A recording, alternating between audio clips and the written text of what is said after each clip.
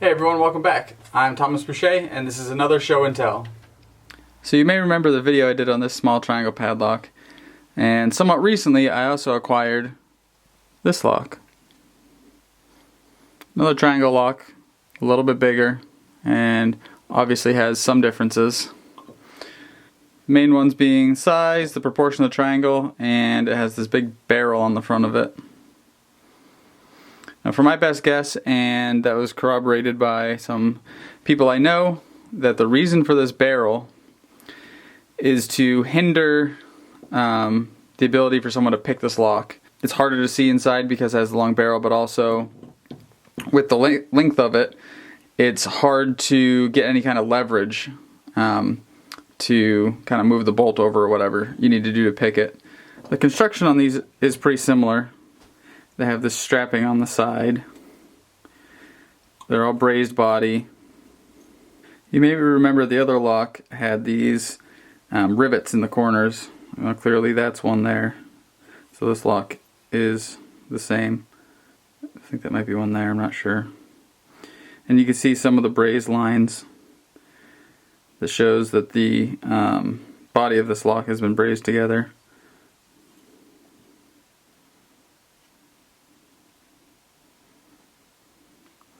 Again, it's in pretty tough shape. The interesting thing on this one,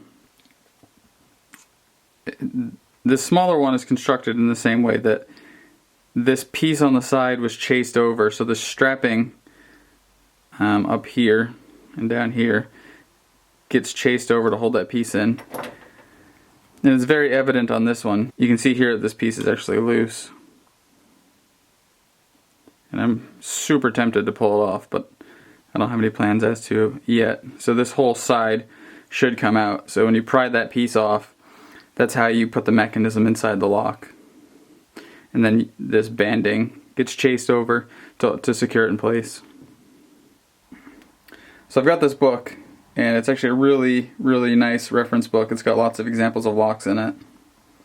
And here on page 102, you can see what the springs in this sort of type of lock and the bolts would look like, and you can get a good look inside. There's this I don't know what you would call this here, but that's what the bolts would rest on.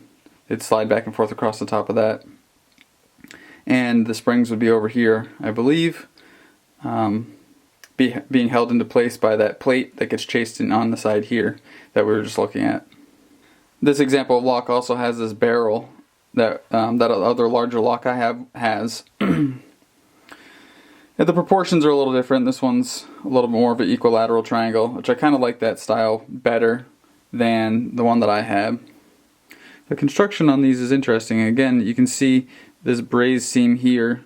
So there's a middle piece here, and then on either side of it, it's like there's a plate, and then obviously there's this part of the frame. Even though this one's got some rust holes, I actually can't see inside of it all that well to really make anything out. But these brazed lines here with these plates are kind of curious to me.